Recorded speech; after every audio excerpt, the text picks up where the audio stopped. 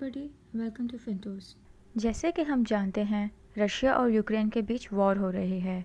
जैसे ही रशिया ने यूक्रेन को इन्वेड करना शुरू किया, आलमी सतह पे पूरी दुनिया की फाइनेंशियल मार्केट्स क्रैश कर गईं। यूएस, यूके, जापान, इंडिया समेत पाकिस्तान की मार्केट भी क्रैश होती हुई नज़र आई और रशिया की 50% मार्केट क्रैश हो गई।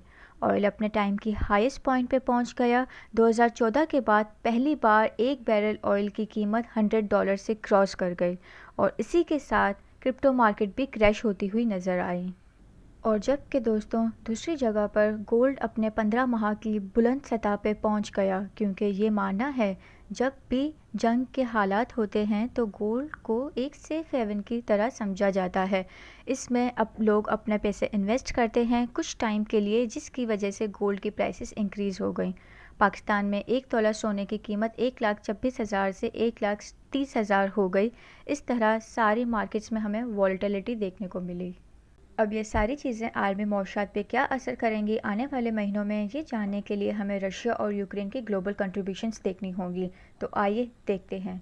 रशिया 12% दुनिया का ऑयल प्रोड्यूस करता है, 17% गैस प्रोड्यूस करता है, जो कि तकरीबन 30% दुनिया के नेचुरल रिसोर्सेज बनते हैं। इसके साथ ही Russia third largest wheat producer है। इसी के साथ हाई टेक मिलिट्री इक्विपमेंट्स बनाता है, आयरन, स्टील और केमिकल्स की भी एक्सपोर्ट करता है। वहीं पे यूक्रेन मेजरली मेटल्स और एग्रीकल्चर प्रोडक्ट्स एक्सपोर्ट करता है। अब चूंकि दोनों ममालिक के बीच में वॉर हो रही है और रशिया पे सैंक्शंस भी लग चुके हैं, जिसकी वजह से काफ़ी ममालिक ट्रेड नहीं कर पाएंगे, तो यहाँ पे एक डोमिनो इफेक्ट देखने को मिलेगा। डोमिनो इफेक्ट वो होता है जिसे एक इफेक्ट की वजह से चेन ऑफ इफेक्ट्स होने लगते हैं। आइए इसे एग्जाम्पल से समझते हैं।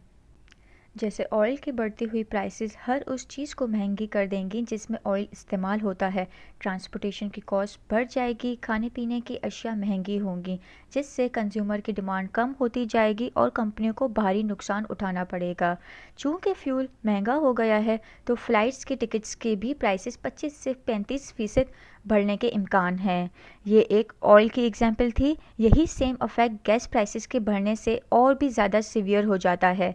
जैसे कि यूरोप में गैस की प्राइसेस 60% से बढ़ गई हैं, क्योंकि पूरा यूरोप 40% गैस रशिया से इंपोर्ट करता था। साथ में चिप शॉर्टेजेस का भी खतरा बढ़ जाता है, क्योंकि America 90% neon chemical element import करता है यूक्रेन से और 35% पैलेडियम इंपोर्ट करता है रशिया से। ये दोनों रॉ मटेरियल की सूरत में इस्तेमाल किए जाते हैं सेमीकंडक्टर्स बनाने के लिए।